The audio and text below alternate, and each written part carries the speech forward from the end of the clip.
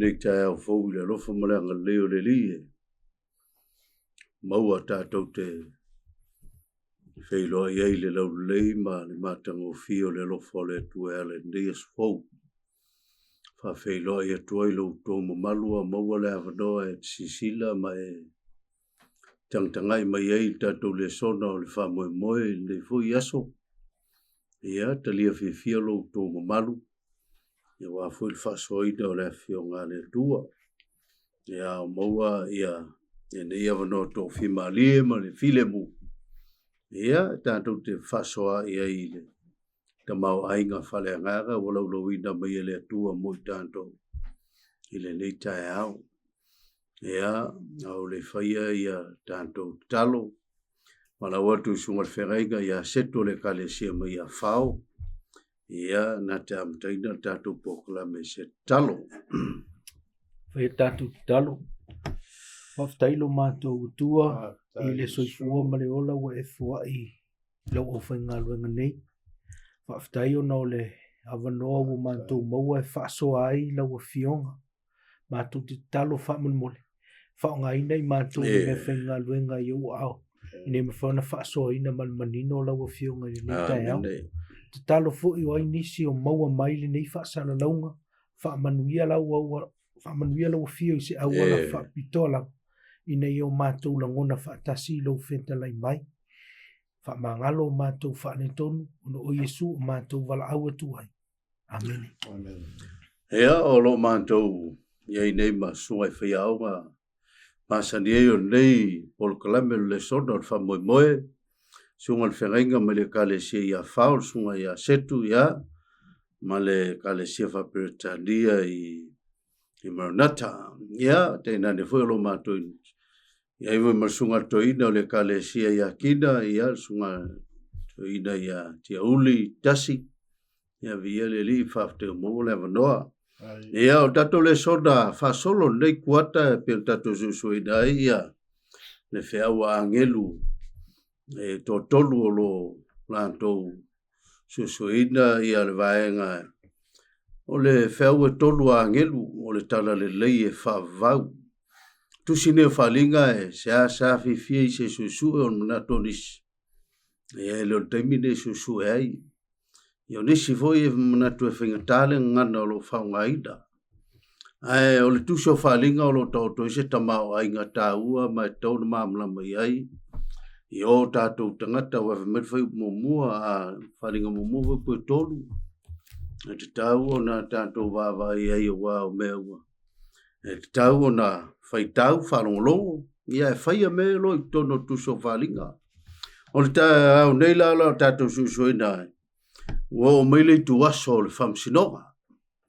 Ia, o le atatu talanoa i se talanga o le wha se tasio wāloanga pito mio tu spaia o le awhiawhi matai a dua awhi matulu se lau. Ia po ngā whetonu o le altaimi, a wame o lo tutupu i tono o le vai ngā taimi leo lo tāua e le tu spaia. Ia i le whalinga sumar whalon whaupe fitu o meile tu aso le whamsinonga le tua. Ia, o le ili tala leo tauto i tonu i nei le alofa o le tua e pe o se.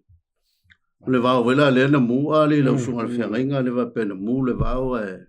alo to i tangata le ma. Va i le manu le matamata ia e le manu le na. Wha malu lan tolo ai tolu i la lona awa le sao le afita. I o fōlinga nā mātou le alofa o le tua. Amen. Mai a tātou sa wike riso la ve tātou mai le afi mar whawhano. No malo tātou i ona. Ana i sei tātou tatano tātou autua tātou le sona ma whaso solo whamta whai leia. A si o tātou wawai tātou mtua tau loto pala son so tainga. I le tātou autua tātou le sona lo moale le roma suma tolu. I alon whaupu suma tasi e suma lua. O se mauma nei au te mana e whaitau me tātou whasamoa. Ia wha pia foi, ina ua tātou iloa na pō, ua o e le tu aso e ala ai e na mumoe. A ua lata nei a te tātou le ola, sa mamao ina o tātou lua i whatuatua. ua lewa le po, ua lata mai le au. Ia. Te sei o visile atua ia ulu suga o ta baile o se lua whasoa. Wai pi fōlinga mai o se whea wafangu. O se whea toi la patai i tangata pi fōlinga mai e toi momoli mai tangata e ile mele walanta mai e le tau tangata o na ile mele o le whatala le umi. Ia po le whatostoso lo la lantu whaiunga. Ma la lantu wawa ile. Il whaotanga le ua mumu mai po le. O la se whasota inga o le. O tato au tu ma le. Ma tato mtu tau loto. I lausunga to ina ma lausunga whengai. Ia ma mola sunga whengai ala ngau. Ia. Te vai tātou te vai le lui tau o Paulo le ua au mai whai mai. Ia vainga tau o le motu o tau loto le whai mai. Ua lata mai nei tātou le ola. Sama mau. Ia sama maua ina o whato ao tātou a. Hurua i whantutua. Ia le whamatalanga Paulo e fōlinga mai o loo whantatau Paulo. I le ungo mea, le ungo aso. Ia ma le ola e whaavavau e le ngata i lea o le taimi o le whaamasinonga whamele Paulo. Taimi whato ao tātou whaalongo ai. Ia o lea pia e mamau. Au alua i aso o lea ua. O fōlinga mai ua. O lea ua alu o umi le taimi ua alu. O lea ua lata mai a isi whamatalanga. O aso uma tātou te olai. O loo whaalata atu ai tātou lea. I le taimi o le unga. Ia ma le taimi o le whaolatanga lea le antua pi o le ola e whaavau lea wholwhola mai. Nono winga o aso uma ia tina utou soifua mo tātou olai. I tā ua. E tau uma aso na. O lea ua whaalata ai tātou lono winga awa ni o tātou ola whaimai ia tātou a. Bo o le teime tau na ala mai tātou ia sa. Sa moe, o a whai sa whaatala le i teime o le, o whapele i taitai ana o le teime a. E a whio mai i Jesu. A e o leo o teime uma o aso uma o lo tau soifua malo tātou. O leo o tātou to e lata o le isi aso naia. E whaalata atu i tātou i le teime o lea. O le a whio mai o Jesu ke riso ma lea. Ma le teime o... An taimi o le manuia mai o le lui na le apostolo Paulo lona winga e foi taimi sa o tātou waawai e il whaamasinonga o se taimi ua o mamau ai o leo toi au mai ai tātou a o alua i aso o leo ua o mai ama ua leo tātou lo leo o mai taimi la o le whaamasinonga whataitainga i le whaamatalanga Jesu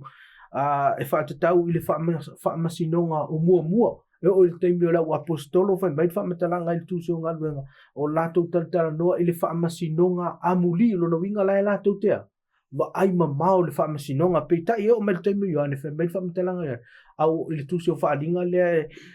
fai upe fito le whaalinga lea sumarwha a wā ua o mai lea i tu aso lo na winga sa mamao i le wa ai aisi tangata ma tangata na mua tu i tātou a le taimi nei o le mea muni a ua matua lata mai lava mai o le tau wa aina i le whaasoa o le whasota inga o le tātou matua tau loto ma tātou au tu o le vai aso le nei ia o le uto i le whaamasinonga o se taimi tātou te wa aia i le lumanai ai o le whaamasinonga o le ua tupu lea e taimi nei le iai tātou suenga le nei le la tātou wa aia i le whaamatalanga tuspa ia i le tu aso sao na amata ia le whaamasinonga ia pāptei lau sungane whengai le ase saunuanga lau sungane toida A kako mawhau ma wa i le sio manga maka upule le whaukua mai Paulo e ale le mako kauloko. O lo o au mai le ukara nuka upule mai ole a mio e kakau i ali. Ia makanga ka malapa. O le ala anto e whawhau me Paulo le uta upule sumarto. Koe whamangatu e Paulo i tangata o Kelsiano po tangata o le atua. Le a mio e kakau ngā a mio ai ia. Ia tangata umalawa e o ai tai o le kālesia. Mai whamana to e Paulo le tū la fono. E te alo whātu i le ilo o tua. Malo loto ato. To e whamana to e Paulo le si vaenga le tū la fono e whamai pau po iwa. Mai awa upu ia. Awa le murirua. Awa le whaso tangata. Awal ngoi, leu toi whamana to e Paulo i tangata le kālesia Roma. Vai inga ia ngā la kōwhaia. o le whamtalanga la apostolo Paulo. Wa koe a whamanga koe Paulo. Ia le leia la toa. A mia fōringa mai o makua pauara le ka le sia kersiano i soringa tu la fon. E mai Paulo. Wa lewa la le po. Wa aon tātua. Wa aon tātua fiala. A le kau e Paulo pule o le unuai whātua tua. Wa ma mau a. Le lai a me tātua. O le winga la o le au kua le songa. O le itu waso o le whaamasinonga. Koe whaamanga koe Paulo. O le ua a maka le whaamasinonga le kua. Le whaamasinonga o le soli e tangata o lea. O le tūla fon. O al mafu ang kongu alo le whaamasinonga o le atua. Le whaamasinonga ingo tangata le tūla fon o iowa. E ta tau i tangata o na awa ma mātau e peo le whiau angeru le tātou tea.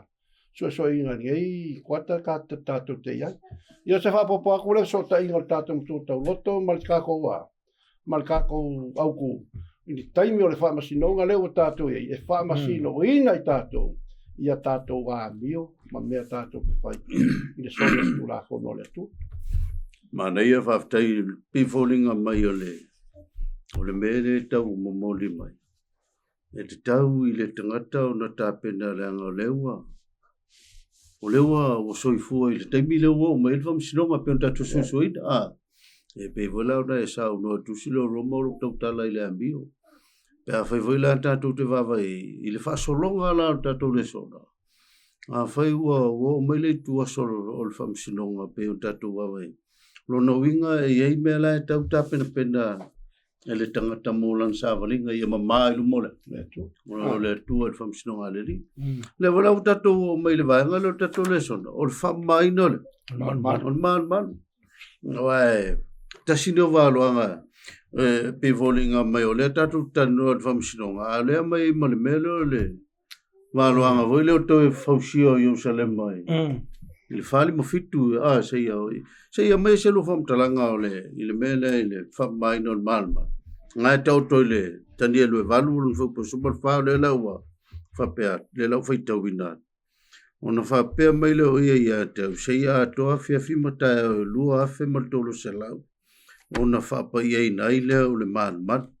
ya sei fa so sombrele le wingol melo fa mai no le man pe volinga mai ese me fa pito ala ina mai le fa mai no man e so ta email tanto melo le fam sino fa tai ole ngana le ole fa mai no le man o le ngana e man malama i le tangata Israel. Wai o le tangata e ola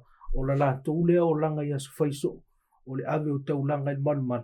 Ai le asu e tasi o le tausanga e whaamamai na i le man. O maasani e la tangata Israel. Ia o le aso le na e tau i la tau. O le aso o le tongiola. Ia po le aso o le whaamasinonga.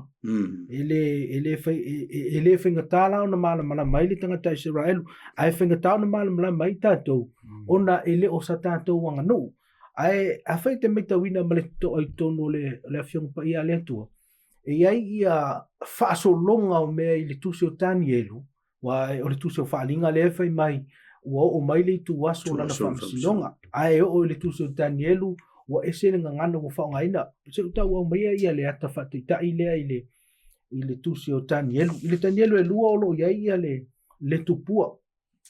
Pea whaite mai tawina a mata mai a Papironia, o me taima Persia, whaasolo mai a Eleni, whaasolo mai a Roma, se ia o ina sau le maa o le ata le na o lea. Malo le atua. O me le Tanielu e fitu, o toi au mai le atua le tala anga le tasi o le history a leo laulangi. A ua sui o na ata, ua iai ma mea la iti wa, ua titei o le mai tau mai, le ngata ua toi whaatele, ua iai mea ua whaamatala ina mai, ua maoti mai tau mai le whaasolonga. Whamai le whaamatalanga Tanielu e fitu, ua toi au mai fo ia Papironia, ua mai le ata o le leona. So o mai ai ma le manu leo le urosa o le ata o me taima Persia whaasolo mai ele na Mary o le ata o le malo Eleni, se iau mai le manu maa. Au mai lo le Tanielu e fitu, wa iei ma le mea whaupopo, wa iei ma le ngaluenga le nifoi titi. Ai whamei umalona ngaluenga le nifoi titi, ona toi sifi leo lana wa ai, wa iloa lea, le whamasinonga. Pea whaite me tawina, wa iloa Tanielu le au sinsina, ea o lona no whaari, o le ata le nao lea, le whamasinonga. O mai lo Tanielu e valu, ua toi mai vai le tua le history ale au sui fo ia ua sui fo le anta le wa mai le anta o le mamoe ma le ma le oti ia pe fale te mai tau ina le tanielu le fitu ma le tanielu e valu uma lo le oti ni foi titi ngaluenga le ni foi titi ona so lo le ma le fa mai no le ma avela to foi le titi tu ile tanielu e fitu o le fa so longa le Paulo me o tipi ese paperonia mai o tipi ese paperonia mai le anta a mata mai ai ia me tai persia le te mau fa upe luas fulo tanielu e van o le fa mai e fa mtalanga kapilielu ia tanielu o le ma mo foi le neva ia o le e luona ni fo o le anta na malo me tai mai persia fa solo mai el malo ia vana por malo ele ia o malo ai lo tanielu male ni foi titi o tupu ai malana ngaluenga o faia fe mai o ia la foina ia o tele na ngaluenga o ia la foia ma fetu o le lang ia lo no winga o lo fasino ngaluenga le tanielu ale ni fititi o malo le ni fititi so solo ma le fa mai no le o le man pe a faila te to va ai ile ngaluenga le ile fa solo ngale fa so matene o malo le ni fititi o le me so le fa masino ngal tanielu e fitu ai tanielu e valu na uma o ngaluenga ni foi titi so mar fa mai no man malo no wingo fa mai no man mal e tutusa le lei malea fa masinonga ngaluenga ile tanielu e fitu pe a fai te toe fitu na ile awala la fitu na mai ai e tanielu ia le fitu male valu kusa male document male tongio male so le tongio la o le mena le tupu e uma tanielu e valu o Paulo mena ta uma kapilielu o malo mal ni foi titi ai le fa matala ina tani foi e kapilielu ya tanielu le winga o le lua fe tol se lau e fa mai na ila le man fa to fa matala la tanielu ile mata upoiva fa matala tanielu le mata upoiva au ye kapilielu ile mata upoiva ia le me faila le winga o le fa mai na o le manu male valo anga mile ai ole ata le lo tau fai atu e fa metala tu pe afet fa il fa so longa mal fa tu longa ina ole logic le fa metala me e kapilielu o lo no winga e pa u tonu i le fa mai no mal ile taimi lea ile taimi le fa masinonga le ile tanielu e fitu lo no winga o le event ale na ile tanielu e fitu ese lo na fa wina le fa upuina le anga ilumal tanto le sona ma fa matala mai o la utau pe le winga na la fa matalanga o le event le tupu ina wa uma le ni foi titi ile tanielu e fitu o fa masinonga o lo e fallinga mai o le event fallinga a wa sui lo na fa upunga ile tanielu e va wale to e fai mai o le taimi o le fa masinonga o fai mai o fa mai na le man ia o la utau va aina ile tau fa to buanga o le tantu so enga ile vaenga le ia ai te lo ia fina ngalo lo sunga to au mai fa popul tanto fa so le vaenga le vaenga ta o yo tatu le so lo fa solo fa sta ile tua ile tala le fa va to ia mai ile tua ia le porca lama o le fa le fita fa man tua fa fita fa ile na fa tonu le tua mos e fa ile fa fita fa e mafuta ai o ia maona tangata falta faila le e iai ona ngā ruenga mā vai fasi ele taulanga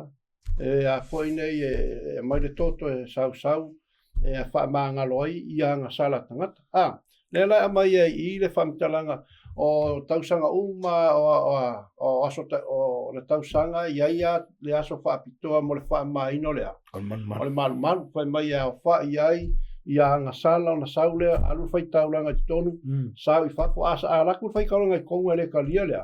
le kaulanga o sau lolo le fai kaulanga su e po ai ka kalea le nga sala ia o su ai ku ai nga lolo ole ai ole tu ai nga la mo ai ia ole kau ia le fa shok ya mai la fam talanga le mai ai ka ko le songa e ia la o kielua ole o kia yova male o tia male o te whae e ia sala ni mo ia no mena le ole o tila le e fasi mo fai taulang ale o tila le ola le o tina whae e ia sala e un kuli lolo le whao kongo le wha maanga ngala sala wha tai lai le tua ole koe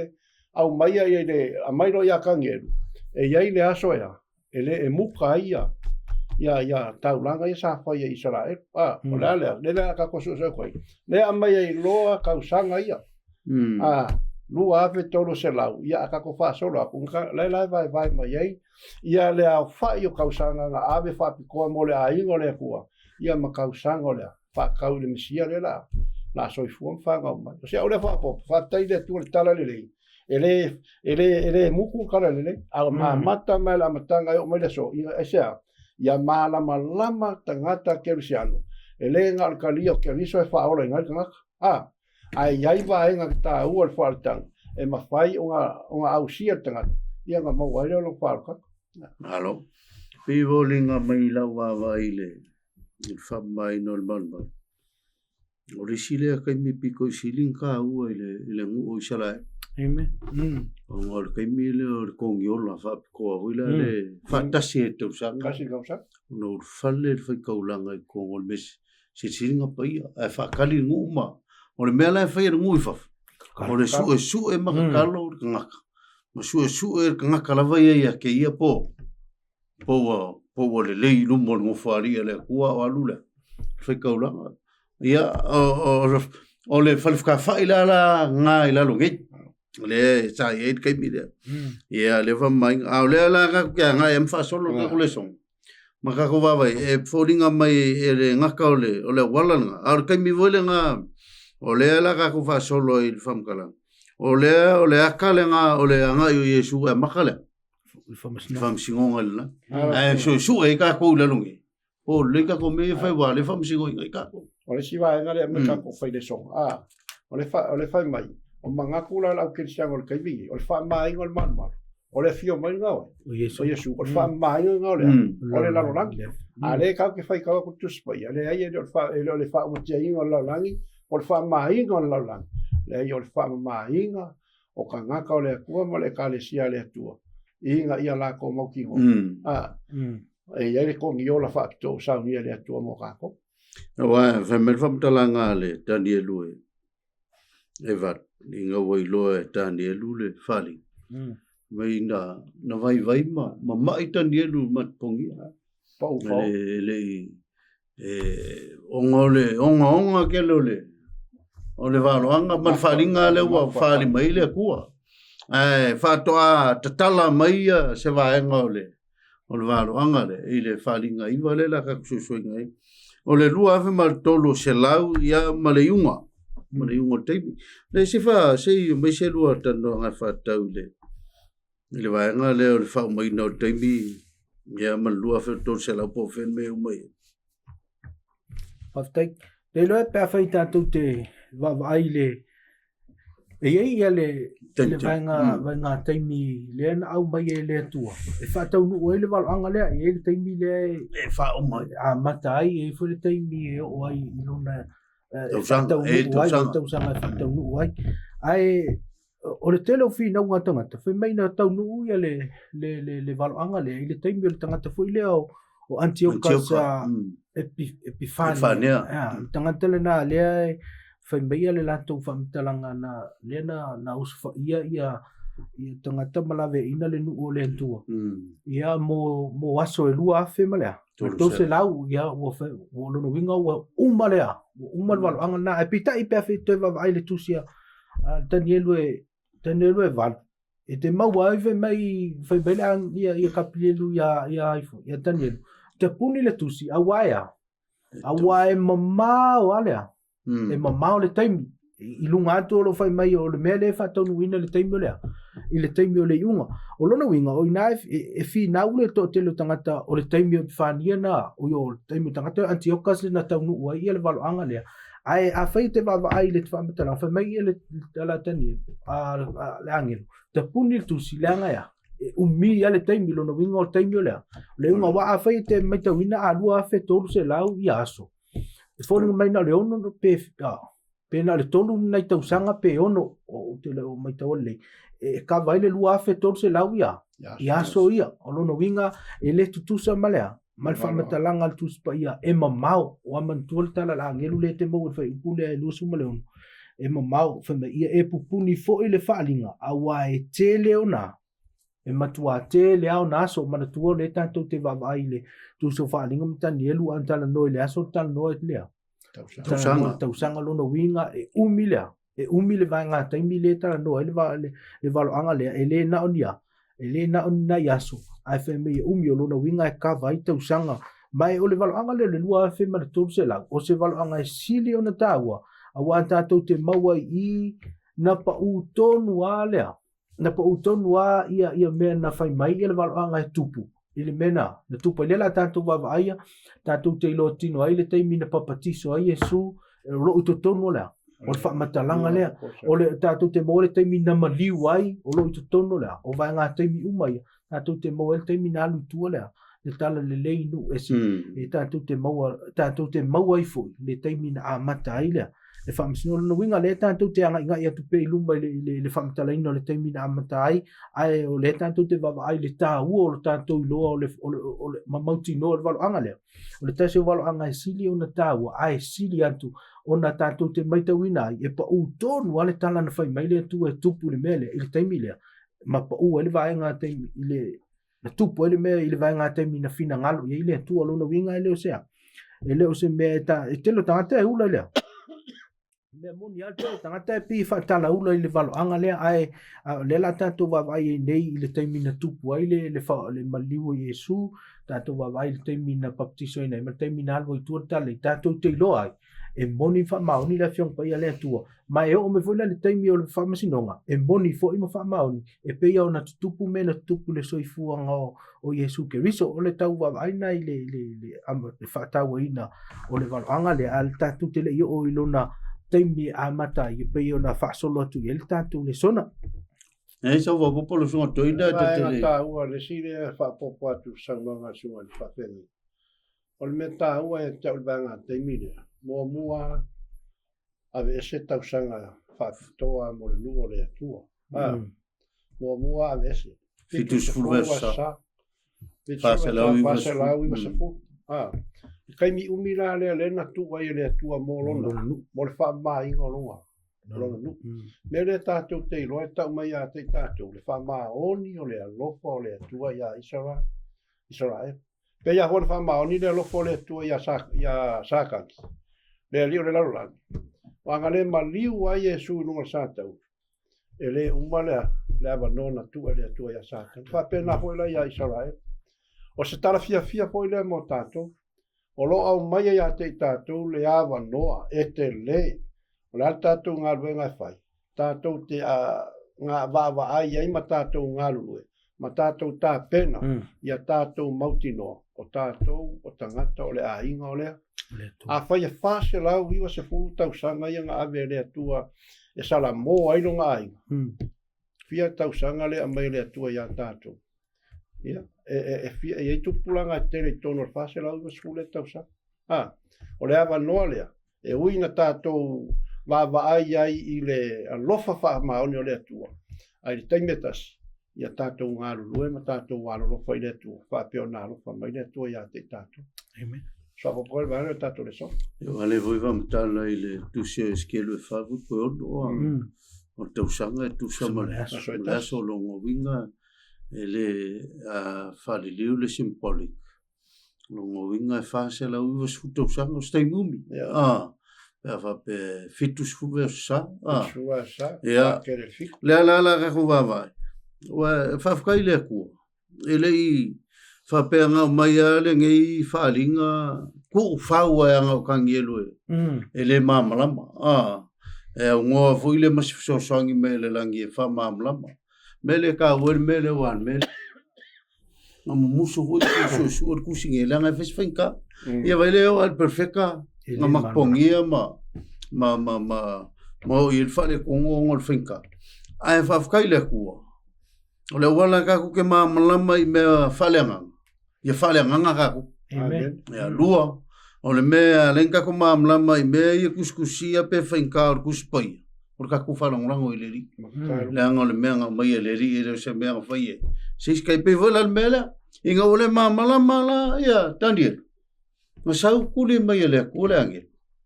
e fa mamla mai Kangit ia pila ka vaila ia ile. Il fakonga ale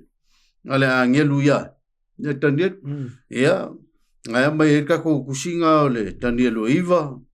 Ia makama fa polusu markolu.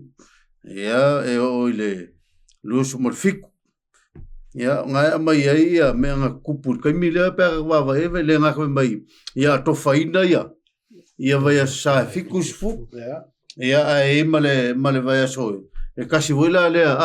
le vai mai e longa onga kongol vai so le ele me fakongu ngai ia wa konga ise timetable le fakulanga mai o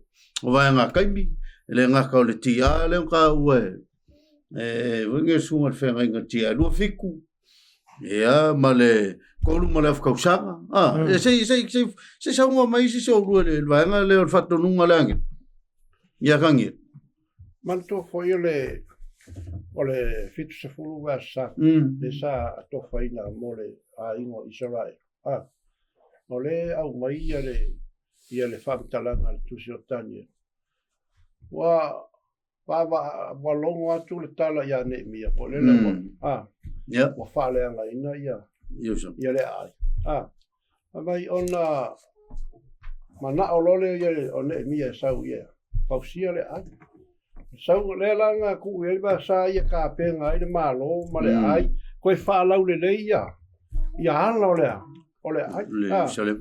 ai ol kai binga nga fa ire nga ai tanga tan fa le la le fa ngol nga le fa mercala le pam talanga tu so nemi fa mai ole pelu le silima ale ai nga lu le silima olona wi fa pe ya fo te mi le tato te ia fora quale kala le le tua ai la tu per sa no la sunga teta ai la tu ya fa tara le ma fa la vela nga lo no vinga ele ka foi la le foi nga le tu ona no ta von fa nga pe foi fa nga fit shuru va ya sala le to fa le ai sa lemba male ai ngole tu ya ato fa nga lo ai si va sa nga ka umai le vai luanga le mu o le vai asa ai mai tu o Daniel o ila maka ile nga luanga ko ngiola ia al ka ko fa o ia o Yesu ai mai ti a lu fit ia mai ti a tortas ia se yo le ti a tolfa le ana fitongi ia set fan o ma o le fai unga la nga o le a foi ne o le valo anga ti ana tolfa le mo wale tasi val fa le nga fai ua role nga le a ko role lu a fitor se la vota sa ja wa fai ta te va ai le fatto nunga le ale angel e te mau ai le taimi e te tau ona a matai wa e le pule tātou lea ke mea makai a matai fe vele fa mtalanga le angelu le ia voi kau kua fa ma me lo sunga ia le la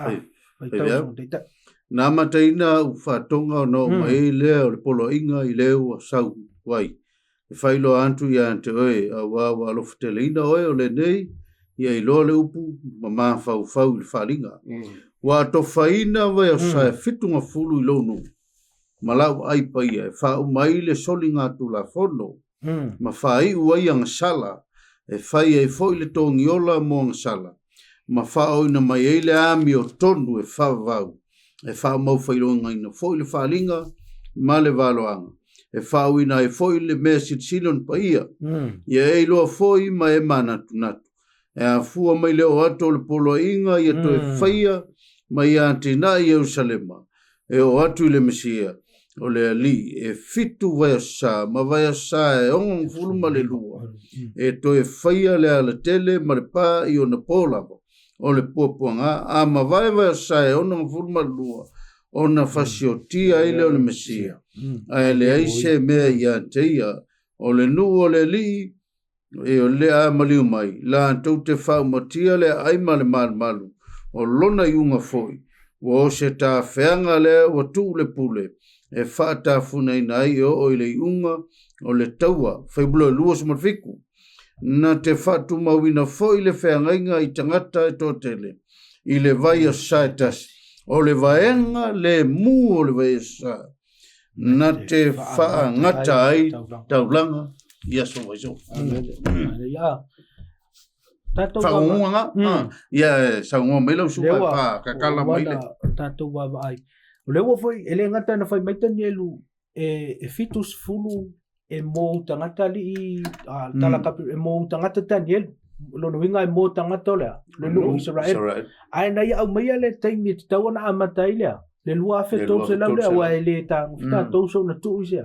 ise bea wa e mwhaana e tango e so na so popo au kai fa ia o au taimi e mwhaana ai tau e tau le tala whai mai a whai mai e mai le taimi na alua lea le polo inga e toi whauro pao Jerusalem e tele ia polo inga e te mau e tutonu le toi whaua pao Jerusalem tolu ia polo inga ai tau e tau ole e ilo tatonunga ole vai taimi tonu a ole fa lima fitu ile tusi o e sera e mata upe fitu na fete va ai le taimi na alua le polo inga le i fai pe suma tolu fai vai le na fai le polo inga e toi fo ilo tangata e faulea pa o ina ala e te tauna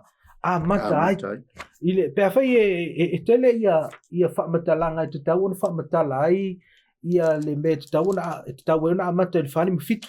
ai polo inga le tu se sera fitu na vai le tu spa i fa sambo na vai le au tafa i tau sanga na ai o le fali ma fitu tonu na tu si ele na lo polo inga le na ile tu se sera ai ma fai ona tau sanga lo na fitu e fa na calculating fa pe na la tato le o ai lo na mi le na ai tango le tu spa sambo manino ile mata upo fitu tu se sera na ai le au tafa o le fali ma fitu na lo ile le polo inga le na la alu i fa faingo fie mo tanto tanga sa mo ai fa na fai pela su e te mau ai o le tau sanga lo na fitu tonua o le knofo inga le tupu lea e pa utonu le fali ma fitu mai o le tanto le o ai le mamau le na alela tanto fa faingo fie e te va ai le e sera fitu o lo i le polo inga na tupu mata i fa pe suma ton ai na tu sia le polo inga na i le fali ma fitu ti la mo pola ia po le taimi o luma na ile le misi lo no wingala o ina le mo le tanto starting point o ina lo la ta una mata ile le lua fe to se la fe meten ye o fe mela angelo ya tenu e fitus fulu va sa fai vai aso sa to faina e atofa mo tangata Israel ona fai mai lo leo lo no winga e fase la wivas fulu ya ia tau sanga te lele tai milena sa no sunga to ina na ave mbolea mole nu o le tua le nu Israel ai isi tau sanga nei la lo fai mai ia se ima vai ia vai sa talo o vai sa e fia onos fuma le lua familia ona maliu lo le sia tato va vai la perfect feita wina ia le onos fuma le lua ia vai aso e fia tau sanga na i ton lela tato lela va tango e fa onos fumba le lua va yaso fa tele le fitu o lona winga e fa se lau tolus fumba le fata ia va yaso ia tau sanga ia o aso le tal no ia le va anga le me le va nga mo mai uma le vai se toi fai tau mai ele vai na fa mo la pasta vini uma le ia vai aso na ono fa mo fai lo ngainga le fa linga e lo fo i mai man nat e fu mai le o tot polo inga toi fai ma tina Jerusalem e o antu le mesia le li e fitu vai sa ma vai sa ono fu malu e toi fai le al tele ma le pa i ona lava po ngafe po lusmon ma e vai sa onu fumalu on fasio ti ai le ormsia ai le ai se me ia te ia ngata ina lo sunga se tato va vai fe mai uma va sa e onos fuma le lua ona fasio ti lo le o le mesia ia a faila ia mfana o mi fo la masini e fa ilo ai le ia lau calculator po le alava me mfena e whaungai. E mai le whali ma fitu ia whaitau mai lole o tau sanga ia e fia. E whase lau tolus funga le wha. E pa u tonu a ilea. E pa u tonu a le ti e lua se fulu ma le fitu a fai te mai tawina mana tua o le calculator i lona o a tausanga i le aisea se o mafuanga na e le paula e pau tonu e le lua i le tausanga ti a lua fitu mai tau mai la fai mai el famtalanga ona maliu lea o le mesia ai le moa ia pe ave te mai tawina le famtalanga tu pa ia ua fasio ti fuo ia le aisana sala ma fo le winga na talai atan yelu le tala le angelu ya e maliu fua le isona ele mo ia lo winga e maliu moa mo tangata ai le ola ai le maliu ono sana nga sala a mai tau mai la ona tutoe ai le o le si vai ngata ua foi mai e tutoe ele vai aso sai tas mai tau e fitu aso nai tutonu na ave mai ole vanga le mu le tausanga vanga le vanga le mu versa ola vanga le i tonu mo le fa la tu te fa vai versa no full malua on fasoti ele on mesia ele se me ia tia ole nu ole li ole amaliu la tu te fa motia le ai man malu no iunga foi wo se ta fenga le o tu le pule le fata funanga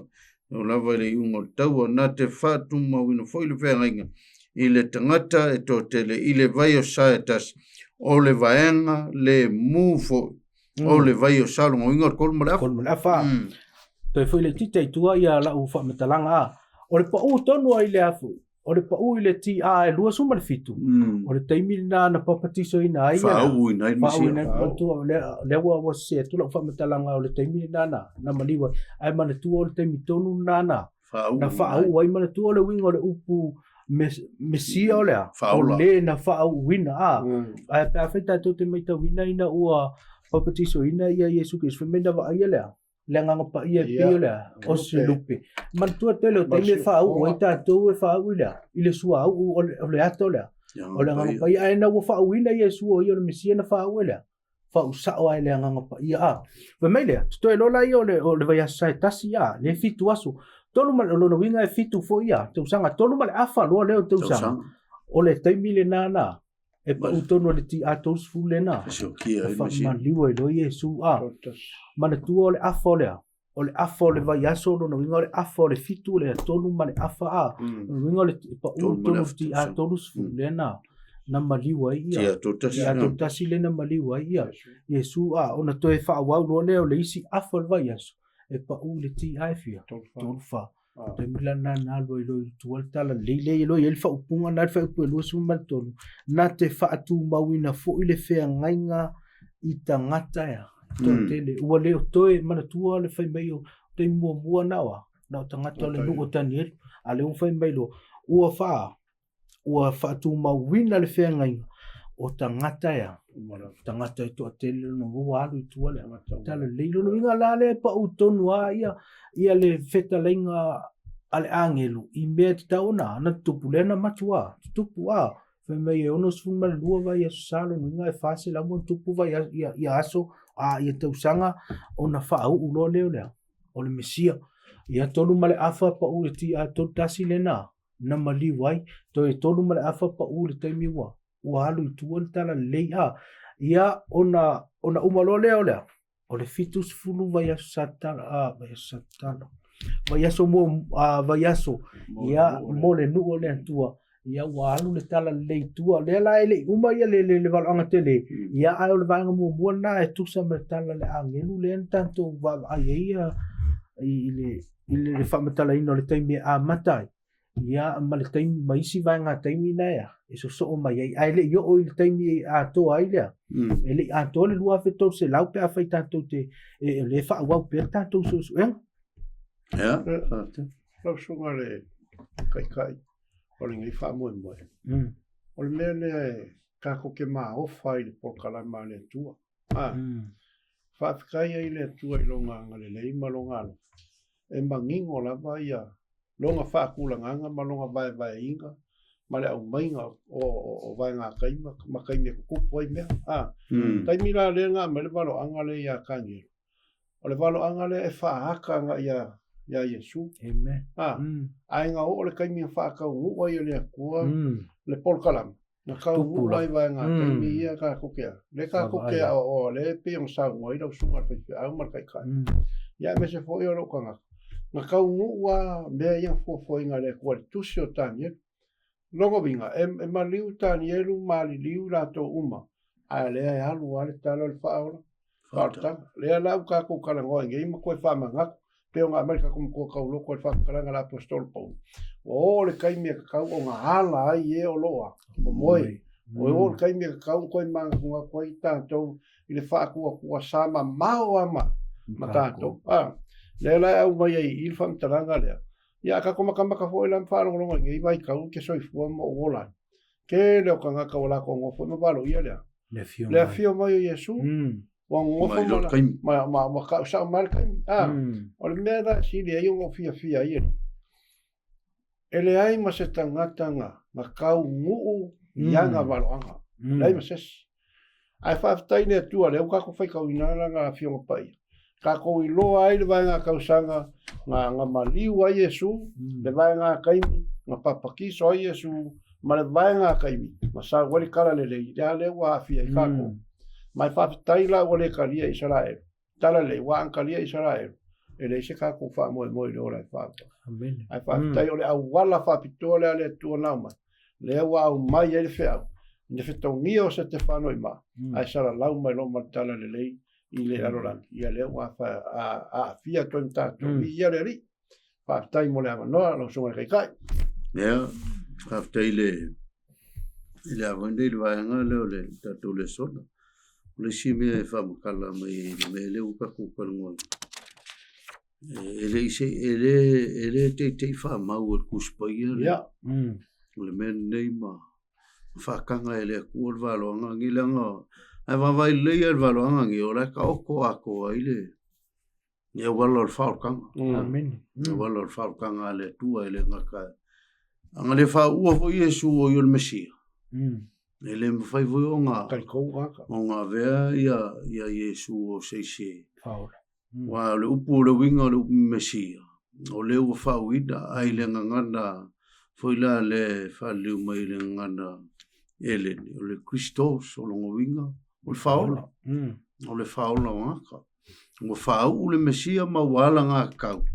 Mo le whaola kangoa. Kako. E o mea whaila le whasolonga mingala leo le. O le kala mai.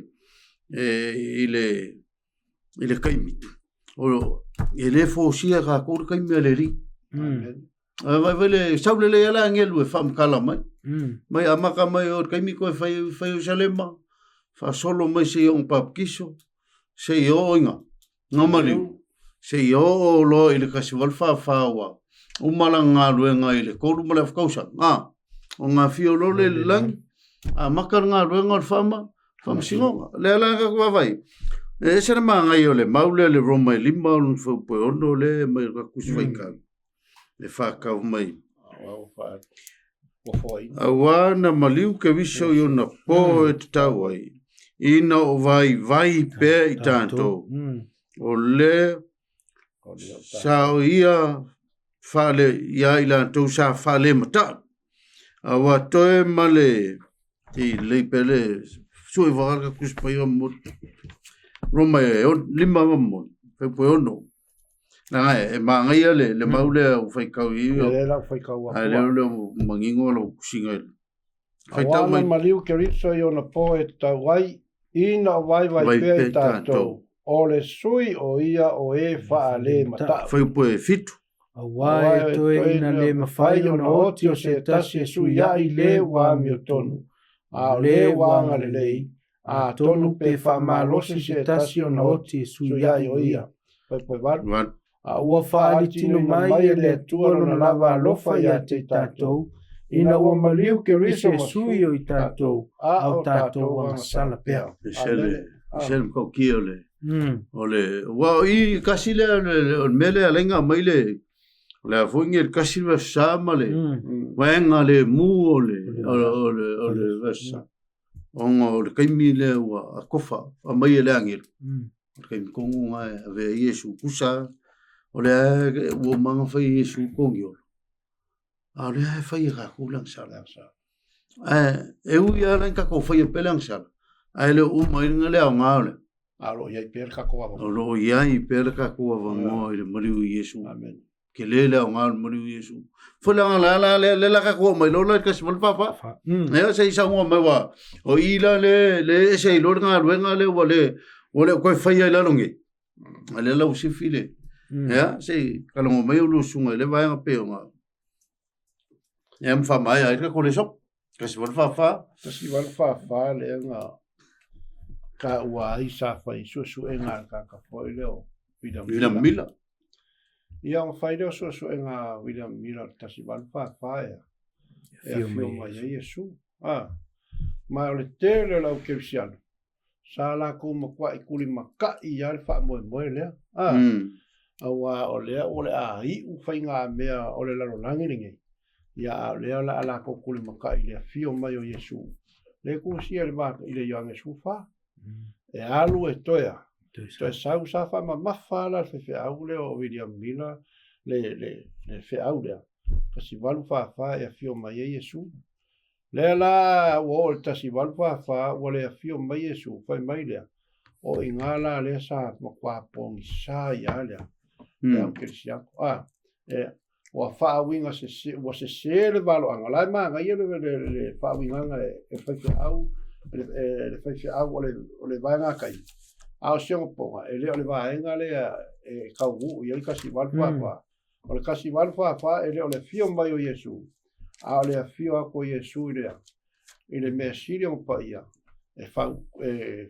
fa kuai mor kanga ka angsa e le fio mai la o Yesu a le fia ko Yesu le ku ka lo kama e fa yo la ga vengo le foku le la wa fa mai role le fam kalanga ale kalku sambai ole meanga sua malia ile ngu ai nga o ngada le manga ai sia wale ka lau le fa mo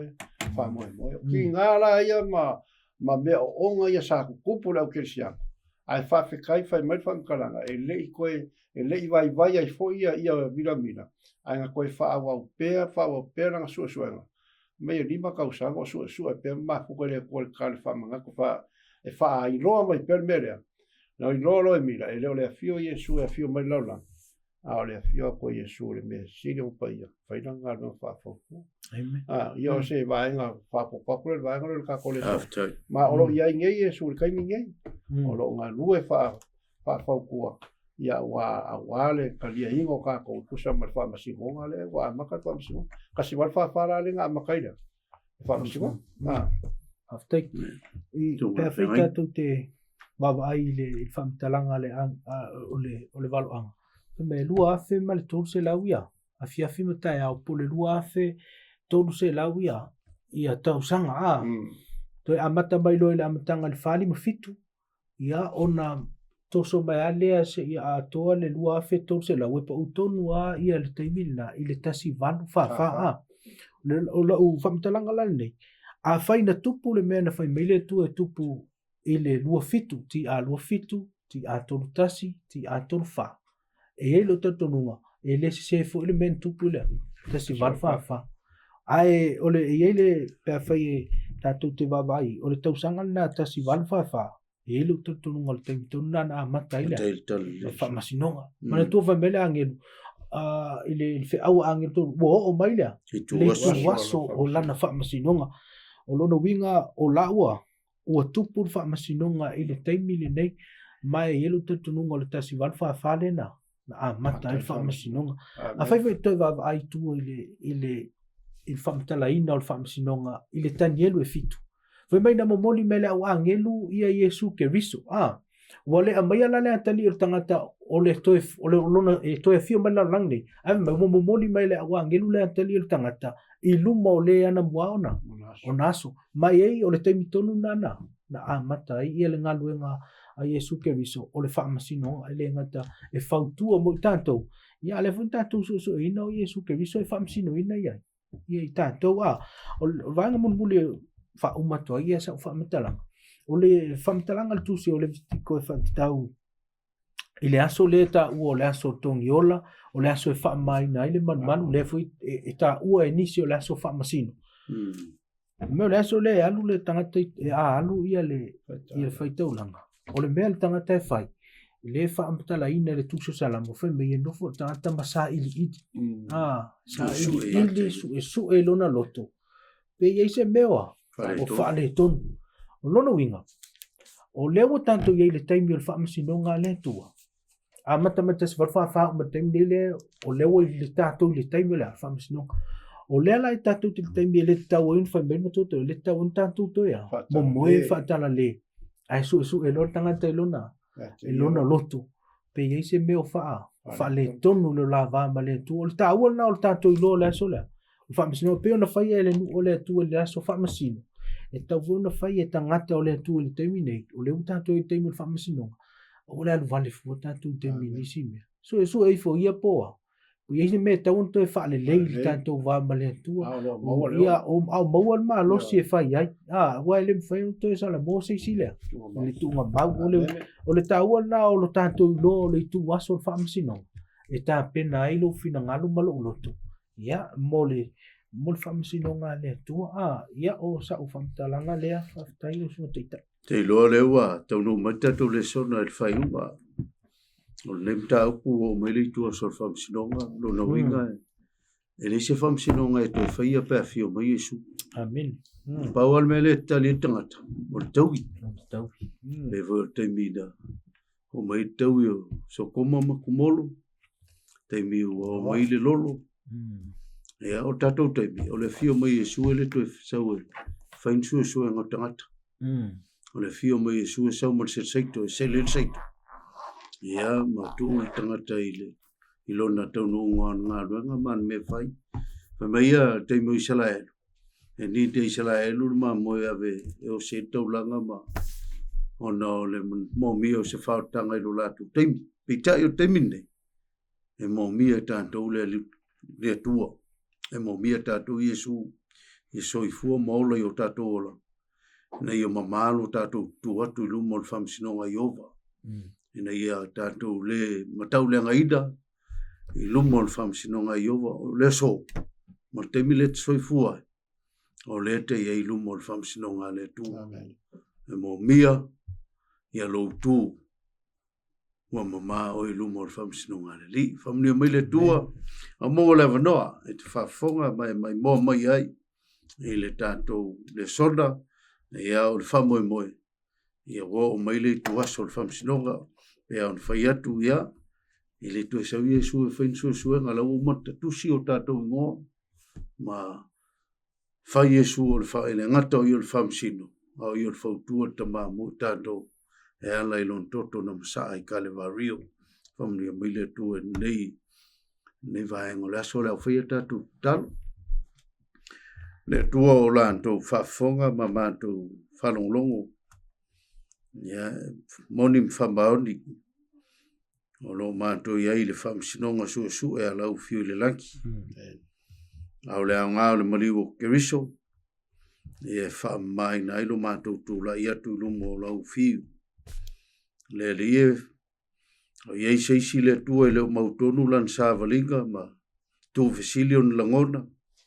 o le taimin nei le tu e te wina i o mato loto fa mamala matu savalinga na ia tonu la matu tu watu ia ante oe i lumo o lau whamsinonga mai e sila mai oi matu o ma e ala i le toto ke riso i Calvario whamanuia i e whawhonganga o tangata o mai mo mai o whialava se vaenga o sila mo vai mai ai ia i le anga le lau fiu whamanuia voi o nei na un whaiwhau ia setu whapefoia na un toina ia tasi le tua e ai whamuria ngā lau fio i o mātou tangata o no lo suafa o ole ma wala o tuai nei. Amen.